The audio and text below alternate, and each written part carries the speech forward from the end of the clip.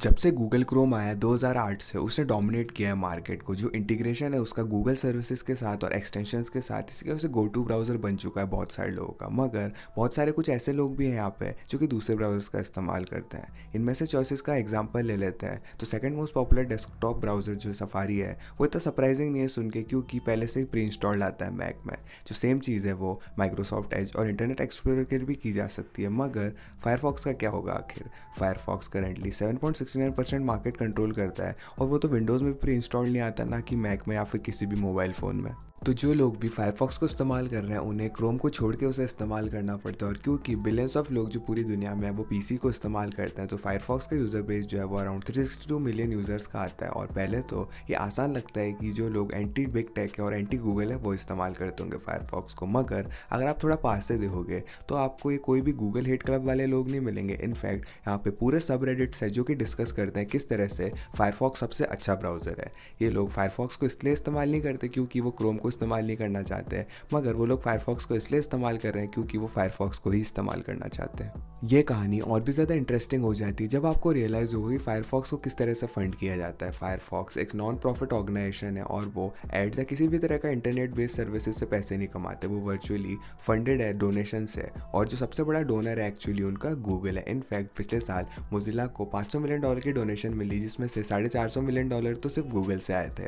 और इससे पहले गूगल इन्वॉल्व हुआ था, मोजिला एक्चुअली अपने वर्कफोर्स को कम कर रहा था और अपने ऑपरेशंस को कम कर रहा था। एक तरह से गूगल ने फायरफॉक्स को बचाया जब वो उन्हें मरने दे सकते थे और मार्केट शेयर सारा खुद ले सकते थे। तो किस तरह से करोड़ों लोग आज भी फायरफॉक्स को इस्तेमाल करते हैं, और गूगल फायरफॉक्स को आखिर सपोर्ट क्यों करता है अभी भी।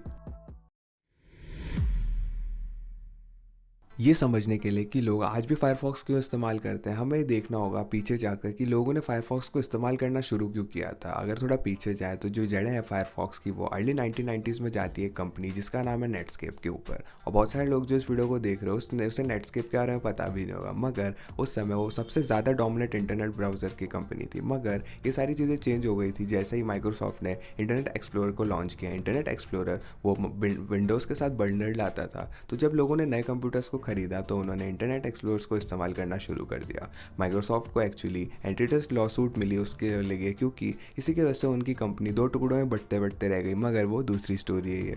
एनीवेज नेटस्केप ने मार्केट शेयर को खोना शुरू कर दिया माइक्रोसॉफ्ट के अगेंस्ट, और वो कीप अप नहीं कर पाए फाइट के लिए। माइक्रोसॉफ्ट का एडवांटेज था हर तरीके से, क्योंकि उनके पास ज़्यादा ब्रांड रिकॉग्निशन थी, ज़्यादा ट्रस्ट था, ज़्यादा डेवलपिंग पावर थी और ज़्यादा मार्केटिंग पावर भी थी। तो आखिरी एफर्ट की तरह नेटस्केप ने ट्राई किया कि वो ब्राउज़र एक्सपीरियंस को ओपन सोर्स कर देंगे 1998 में। आइडिया ये था कि tens of thousands of open source developer जो है वो माइक्रोसॉफ्ट से लड़ने में मदद करेंगे उनकी। जो कोड नेम रखा उन्होंने प्रोजेक्ट का मोजिला, और जो एक कॉम्बिनेशन का नाम था दो वर्ड्स को मिला के मोजैक और गॉडजिला। और वो ये सोच रहे थे कि काफ़ी अच्छा जाएंगे, मगर सच्चाई में तो ये हुआ कि वो बहुत सारे रोड ब्लॉक्स आए उनके बीच में। सबसे पहले तो जो ब्राउज़र था वो कॉम्प्लेक्स था ओपन सोर्स प्रोजेक्ट होने के लिए, इसकी वजह से डेवलपर जो थे जो काम कर रहे थे उस पर कम होगा। और सेकेंडली नेटस्केप जो है वो इतना ज़्यादा ओपन सोर्स नहीं कर पाया ब्राउज़र को, क्योंकि ज़्यादातर जो कोड था वो लाइसेंस किया गया था थर्ड पार्टीज से। और वो इसी तरह से कुछ सालों तक जूझते रहे, मगर इवेंचुअली जून 2002 में उन्होंने बहुत मुश्किल डिसीजन लिया कि वो सारी चीज़ों को ख़त्म कर देंगे और नई शुरुआत करेंगे। इनिशियली जो प्रोजेक्ट था उससे मोजिला फिनिक्स कहा गया था, मगर इसकी वजह से उन्हें बायोस मैन्युफैक्चरर फिनिक्स टेक्नोलॉजीज से दिक्कतें आने लगी, तो उन्होंने अपने नाम को बदल के मोजिला फायरबर्ड रख दिया। मगर इसने कन्फ्यूजन बना दिया क्योंकि डेटाबेस सॉफ्टवेयर था फायरबर्ड, तो इवेंचुअली उन्होंने अपना नाम मोजिला फायरफॉक्स रखा। और जो ऑफिशियल रिलीज़ हुई ब्राउज़र की वो फरवरी 2004 में हुई, जब फायरफॉक्स जो है उससे कई सारे चैलेंजेस आए थे लॉन्च होने में। तो मगर कुछ साल जो थे लॉन्च के बाद वो काफ़ी स्मूथ गए। मैं 2008 तक फायरफॉक्स ने 30% मार्केट शेयर कंट्रोल किया, और अगर क्रोम नहीं होता उस समय तो फायरफॉक्स जो है वो मेजोरिटी कंट्रोल रखता अपने पास। और इसका कारण काफ़ी सिंपल है, फायरफॉक्स जो है वो सक्सेस और बैक पे बना था नेटस्केप के, जो कि एक पॉइंट पे सबसे ज़्यादा पॉपुलर ब्राउज़र था दुनिया का। फायरफॉक्स एसेंशियली एक rebranded revamped open source modern reboot था नेटस्केप का। तो फायरफॉक्स को चूज़ करना बूढ़े होते हुए इंटरनेट एक्सप्लोरर के बजाय एक आसान चॉइस थी। और इस चीज़ को भी मेंशन करना चाहिए कि जो पब्लिक थी वो माइक्रोसॉफ्ट से ज़्यादा पसंद नहीं करती थी थ्रू आउट अर्ली 2000s में, क्योंकि वो एक ईविल मोनोपोली थी, जैसा कि आप आज गूगल और फेसबुक को समझते हो। मगर बहुत ही जल्द फायरफॉक्स जो है वो भी अपने वहीं पे रुक गया, क्योंकि क्रोम लॉन्च हो चुका था। गूगल क्रोम किसी भी ऐसी चीज़ के साथ नहीं लॉन्च हुआ था जो कि ग्राउंड ब्रेकिंग थी। बेसिकली फायरफॉक्स ही था, मगर गूगल की तरफ से और कुछ अपग्रेड्स थे उसमें। और फॉर एग्जांपल उन्होंने एक आइडिया लाए थे सैंडबॉक्सिंग का, जिसमें इंडिविजुअल टैब का अपना अदर होते हैं एक दूसरे के, जिसका मतलब ये है कि अगर एक टैब क्रैश भी हो जाए तो पूरा ब्राउज़र जो है वो क्रैश नहीं होगा। ऐसे ट्विक्स की वजह से क्रोम मार्जिनली फास्टर और स्टेबल बना फायरफॉक्स से। मगर ये ऐसी कोई चीज़ नहीं थी जो कि फायरफॉक्स कैचअप नहीं कर सकता। कैचअप करना कोई भी दिक्कत नहीं देता फायरफॉक्स को, क्योंकि स्पीड और रिलायबिलिटी जो थी वो ऐसी चीज़ नहीं थी जो कि क्रोम को आगे लेके जा रही थी। हालांकि डेफिनेटली एक्सपीरियंस तो अच्छा किया ही था उन्होंने। जो असली सेलिंग फैक्टर्स थे गूगल के इकोसिस्टम और डेवलपर सपोर्ट थे। शुरुआत करते हैं गूगल के इकोसिस्टम से। ये खुद ही समझा जा सकता है। क्रोम ने ब्यूटीफुली इंटीग्रेट किया था जीमेल अकाउंट्स को, गूगल मैप्स को, गूगल ड्राइव को, गूगल ऑफिस प्रोजेक्ट्स को और ऑफिशियली गूगल.com को भी। और ये काइंडा सिमिलर है एप्पल इकोसिस्टम की तरह आई क्लाउड, आई मैसेज और एप्पल म्यूजिक के साथ। जैसे ही लोग ज़्यादा गूगल की वेरियस सर्विसेज पर रिलाय करने लगे, उन्होंने क्रोम पे स्विच करना शुरू कर दिया। मगर ये सिर्फ यूजर्स नहीं थे जिन्होंने क्रोम को प्रेफर किया। डेवलपर्स जो थे वो बहुत बड़े फ़ैन थे क्रोम के, क्योंकि ये डेवलपर्स को दिमाग में रख के बनाया गया था। क्रोम जो है वो स्टैंडर्ड्स में बनाया गया था HTML5 के, और उसने इवन एसिड 1 और एसिड 2 टेस्ट को भी क्रोम को पास किया था शुरुआती दिनों में। अगर आपको इन टेस्ट के बारे में नहीं पता तो बेसिकली एक वे है किस तरह से ब्राउज़र जो है वो डिस्प्ले करता है HTML के एस्पेक्ट्स को, उसको टेस्ट करने का। एनीवे, जैसे डेवलपर जो है वो क्रोम की गाड़ी में बैठने लगे, वेबसाइट जो है वो ज़्यादा से ज़्यादा ऑप्टिमाइज होने लगी क्रोम के लिए। और बहुत ही जल्द एक ऐसा पॉइंट आ गया था कि अगर आपको बेस्ट ब्राउज़र एक्सपीरियंस चाहिए तो आप क्रोम इस्तेमाल कर रहे थे। फायरफॉक्स जो है इतना पीछे तो नहीं था कभी भी, मगर एक आम इंसान के लिए इसमें कोई भी कारण नहीं था कि वो क्रोम को छोड़ के फायरफॉक्स चूज़ करे। और ये चीज़ जो और भी ख़राब हो गई गूगल की मार्केटिंग पावर से। गूगल को किसी को भी पैसा देने की ज़रूरत नहीं थी क्रोम की मार्केटिंग के लिए। वो आराम से एडवर्टाइज कर सकते थे क्रोम को अपने सारे एग्जिस्टिंग सर्विसेज के लिए फ्री में, और ये एग्जैक्टली उन्होंने किया। और in the mean time Firefox ने ज़्यादा चीज़ें नहीं करी खुद को डिफ्रेंशिएट करने के लिए। तो बेसिकली एक ओपन सोर्स बन चुके थे वर्जन क्रोम का। और हम एक चीज़ और को मेंशन करनी चाहिए मुझे कि क्रोम इटसेल्फ जो है उसको पहले से ओपन सोर्स था कई सारी चीज़ों में, तो बहुत ज़्यादा एडवांटेज नहीं था फायरफॉक्स के पास। और इन सारी चीज़ें जो थी फायरफॉक्स के अगेंस्ट चली गई थी, उन्होंने मार्केट शेयर को लूज़ करना शुरू कर दिया साल दर साल, जिसकी वजह से आज हम जहाँ हैं वहाँ पे पहुँच गए वो।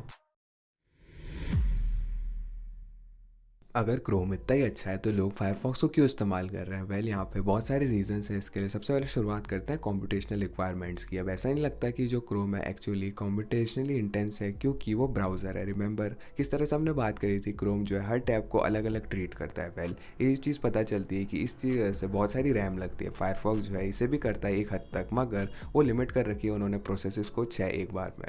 तो अगर आपके पास 20 टैब्स खुले हैं क्रोम में तो आपको 20 रैम प्रोसेसेस लगेंगी, मगर आपके 20 टैब्स फायरफॉक्स में खुले होंगे तो आपको 6 रैम प्रोसेसेस लगेंगी, जो कि काफ़ी अच्छा है लोअर स्पेक्स डिवाइसेस के लिए। और कमज़ोर डिवाइसेस में अच्छा सपोर्ट देने के साथ ही फायरफॉक्स जो है अच्छा सपोर्ट देता है पुराने ऑपरेटिंग सिस्टम्स में। फॉर एग्जांपल क्रोम जो है विंडोज 7 का सपोर्ट खत्म कर रहा है फरवरी 2023 में, जो कि कोई भी सेंस नहीं बनाता। हालांकि 13 साल हो चुके हैं जब से विंडोज 7 लॉन्च हुई है। ये फिर भी second most popular operating system है पूरी दुनिया में एंड ऑफ 2020 की डेटा के हिसाब से। तो आप ये सोचोगे कि गूगल जो है वो कंटिन्यू करेगा बहुत सारा पैसा लगाना विंडोज 7 के सपोर्ट में, मगर ऐसा नहीं लगता कि ये होने वाला है। अगर सच बात बोले तो फायरफॉक्स का एक्सटेंडेड सपोर्ट जो है वो भी उसी सेम टाइम के आसपास ही खत्म होगा। मगर अगर कोई भी आपके ओएस को सपोर्ट नहीं करता दोनों में से, तो ज़्यादा सेंस ये बनाता है कि जो है वो ज़्यादा फ्रेंडलियर है आपके कंप्यूटर पे, कम स्पेस के साथ उसको आप यूज़ करो। अब परफॉर्मेंस रिलेटेड बेनिफिट से आगे बढ़े तो हमारे पास प्राइवेसी बेनिफिट्स है। इसमें तो कोई सीक्रेट नहीं कि गूगल अपना ज़्यादातर पैसा आपका डेटा कलेक्ट करके बनाता है और ऐड दिखा के कमाता है। फायरफॉक्स जो है वहीं पे दूसरी तरफ नॉन प्रॉफिट है और आपकी ब्राउजिंग हिस्ट्री को ट्रैक नहीं करता। बाय डिफ़ॉल्ट फायरफॉक्स जो है कुकीज़ को ब्लॉक करता है और सब्सटेंशियली बेटर प्राइवेसी फीचर्स है गूगल के बजाय, क्योंकि उनको कोई भी चीज़ गेन नहीं करनी इन पॉलिसीज़ को कम करके। और एक और चीज़ नोट करने वाली ये है कि फायरफॉक्स जो है वो डाटा कलेक्शन को टोटली वाइप आउट कर देता है। अगर आप google.com या पे जाओगे फायरफॉक्स पे तो गूगल फिर भी आपका डेटा लेगा बहुत सारा, मगर आप फायरफॉक्स को कॉम्बिनेशन के साथ यूज़ करो जैसे डक डक गो के, तो आपको बहुत सारे चांस मिल जाते हैं कि आप प्रोटेक्ट कर सको अपनी प्राइवेसी के। मगर ये सारी चीज़ें एक सवाल लेके आती है, अगर फायरफॉक्स एक कॉम्पिटिटर है गूगल का और वो एक्टिवली काम कर रहे हैं किस तरह से वो कम कर सके कंपनीज़ को डेटा देना, जैसे गूगल हो गया वो कलेक्ट कर सकते हैं, तो आखिर पूरी दुनिया में गूगल मदद क्यों कर रहा है फायरफॉक्स की? जो इसका ऑफिशियल आंसर है कि गूगल जो है इसकी वजह से डिफ़ॉल्ट सर्च इंजन बन सकता है फायरफॉक्स में, मगर ये इतना ज़्यादा सेंस नहीं बनाता। सबसे पहले तो बहुत सारे लोग जो फायरफॉक्स यूज़र्स हैं वो फायरफॉक्स यूज़ कर रहे हैं क्रोम के बदले, और मुझे ये भी चीज़ पता है कि बहुत सारे लोग जो है वो गूगल को छोड़ के किसी भी और सर्च इंजन को यूज़ करने वाले हैं। और सेकेंडली, अगर गूगल जो है फायरफॉक्स को सपोर्ट करना बंद कर देगा तो फायरफॉक्स जो है वो मार्केट शेयर कम कर देगा गूगल से और वो एब्जॉर्ब कर लेंगे गूगल वाले उसे। तो गूगल के लिए एक अच्छी चीज़ होगी कि प्लग को पुल कर दे फायरफॉक्स पे और उनका खुद का मार्केट शेयर बढ़ा ले, तो आखिर वो ऐसा कर क्यों नहीं रहे हैं? इसका जवाब है उनकी मोनोपोली को प्रोटेक्ट करना। यहाँ पे एक बात है, चाहे गूगल कंट्रोल करता है फायरफॉक्स के मार्केट शेयर को या फिर नहीं करता, क्रोम ऑलरेडी एक मोनोपोली है। वो 77% मार्केट शेयर कंट्रोल करता है, तो किसी भी तरह से वो एक मोनोपोली है। मगर अगर वो फायरफॉक्स को ख़त्म कर देंगे तो मोनोपोली बन जाएंगे रिस्क में। राइट नाउ जो एंटी ट्रस्ट रेगुलेटर्स है, अगर कोई भी उनसे सवाल करता है तो उनके पास वही सारी चीज़ें और फायरफॉक्स से डिफेंड कर लेते हैं। वो ये चीज़ कहते हैं कि किस तरह से वो ओपन सोर्स प्रोजेक्ट को एक हाथ से चला रहे हैं और वो कंपटीशन को बढ़ावा दे रहे हैं, और अगर वो फायरफॉक्स को मरने देंगे तो ये केस जो है इतना मुश्किल नहीं होगा। और at the end of the day जो इनिशियल पॉपुलैरिटी है फायरफॉक्स की, वो अपनी जड़ों से आई है नेटस्केप की, और उसकी सुपीरियरिटी इंटरनेट एक्सप्लोरर से ज़्यादा थी इसलिए। मगर क्रोम के लॉन्च के साथ ही, गूगल के इकोसिस्टम के बढ़ने के साथ ही लोगों ने क्रोम को ज़्यादा चूज़ किया फायरफॉक्स के बदले। नंदलेस काफ़ी कम लोग पॉपुलेशन की अभी फायरफॉक्स को इस्तेमाल करती है। वो इसलिए क्योंकि पुराने कंप्यूटर्स में अच्छे से चलता है, ऑपरेटिंग सिस्टम्स में एक ओपन सोर्स है और वो